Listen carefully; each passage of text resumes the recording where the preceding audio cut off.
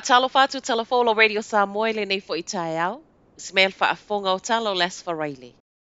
Wa amata whaasolo le whaapipi no masini talatupe po ATMs whaapitoa mo cryptocurrency I to tonu o New Zealand. O le kamupani Amerika le Olive o lea wasilia ma le whaa whea na masini talatupe le lalolangi. Ma e o mai le taiminea tu sa ma le sefulu masini ATM wa uma na whaapipi I to tonu o le atunuu.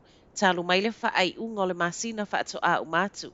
Saunoanga le whaatonu o lea kamupani I lona lalai au se talia, Matt Hook, o le maketi I New Zealand o se avano le leilea, pe a fua e le tele se crypto o maua I nei. Whaamaunga le Inland Revenue, mai tangata kiwis e se fulu, e to atasi o lo iei tupe nei e teo I to tonu o whainga whaatekonolosi po o cryptocurrency holdings. O whaamaunia mai fo I Hook, e saunga le mule whaaonga o masini tala tupe nei. E o atu le tasi se lau masini talatupe whaapito mo cryptocurrency o loo whaamoemoe le Olive whaapipi I to tonu o New Zealand. Wa o le soifua o le tina Northland I le awau le ananafi na ua ai e le taifau. Ripoti o lea tina sa tautaulanga tanga mea I le taimina alu ai le taifau I lo lātou whanua, mausu whai. Moli mawai St. John Ambulance e to alua isi tangata na whaamanu ali ai, ma o le to atasi o ila ua nei na awi nātu le whalemai I kawa I Bay of Islands. Ta ua mai ai le Herald na whana le tua o le taifau ai ele I o atu leo, ma e taunu o atu fo sui o le ofisa ua uma le soifua o le tina. Whaamauninga mai leo ele o yeisa tūlanga whaapopoleina I le lamati o tangata le community I le nei mata upu, ma o le taifau foi ua mate. Ua whaatanuina le whale tupe le Kiwi Bank nā te tutongi ina se tino I tupe tele, o na o le tau whaasese o tala na sese ai manisi o ana paanga. Whaai unga lea le whaamesinonga mawalunga I Wellington e le mai a ave ai le Financial Market Authority. Walu se lau se fulu lua afe ma le 5 se lau tala. Leo le ato e tutongi e le whale tupe, ma o se whaasalanga ua mafua. O na o leana iei unga na whai I paanga e le aini transaction fees e tutongi, pe a whai e yeisau home loan mai le whale tupe. Pe ta I le vao se tema luafe ma le 5, ma mati o le luafe lua se fulu. O le alavana toe tutongi e le tusa ma le tolu se fulu 5 afe paanga, ma e silia ma le tasi miliona. Le tupe na toe mawai e le whale tupe. O na o le tulafono le FMC Act whaato aloa ia mai le aso mua o aperilo le luafe se fulu ma le wha. O le mafuanga leo le whaato a mawhaiona whaafo I ai I le aso. O le ilo ino le mata upu le nei, lea ena o le se fulu I waafe paanga a fia o loo mawhaiona o iei le malo se le tulafono. Ma overcharged fees e 5 se lau fitus fuluono afe mo na tupu. Wa moli maufo I le Financial Market Authority o lea ua e tautino le Kiwi Bank ua ia soli le tulafono. E whai lava si tuwai o le tali atu o le maloa New Zealand I ona tangata o loo poloka I Israelu ai ua fia o ese.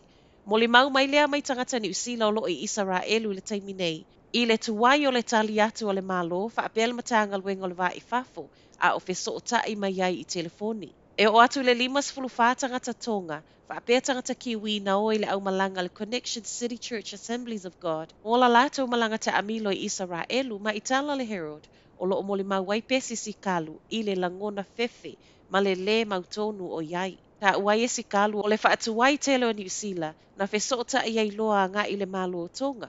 Ma o le afo e watau mawhai atu le malo e fesoa soani tangata o la lato e ka lesia. Wa whai mai e si kalu e la ititi tonga whaatusa ia New Zealand I lona tūlanga whaavao malo. Ai te le loto. O le foi wa wina to e tonga le sui o le kone sula la tau te malanga whaatasi mai, ma o alava fo I tupe mo mia o le a whaatupe uma e tonga. Mai le malo New Zealand, o le olo ngālu lue pia nei ma le kamupani wa alele le Etihad Airways e ave e sea mai e tangata kiwi o loo I Israelu. Ma a o tauta uai o se aso e le o toi mamau whaatau nuina nei whai ngā malanga e le o mautinoa. I o tātou uso tua o ia fiti, o lea fwoi wa au mai ele malo fiti o na tangata e silia ma le lua se lau. Whaatase I manisi o tangata Pasifika mai Israelu. O le whainga malanga tongi pau o le Fiji Airlines le ana ave e sea mai ai, ma tau no umanuia ana nafi fiti, whaatali mai ai el palemia ia City Veni Rabuka I le malaiva alele. O tangata Ausitalia e whaapea foi, ma o tangata Ausitalia uma foi o lea ave e sea mai el whainga malanga le Qantas to tongi uma ele malo. Tawalunga tuai se vaenga wa yele tawa i Israelu. E leo whaatangaina i Israelu ni mea ai po o nisi lava uta aluanga i Gaza. Se i vanga na wa whaasa o loto mai ele Hamazo na tangata. E se lau lima se fulu. Lea na o ma ave wha malosi le wha ai unga le vai aso ta aluai.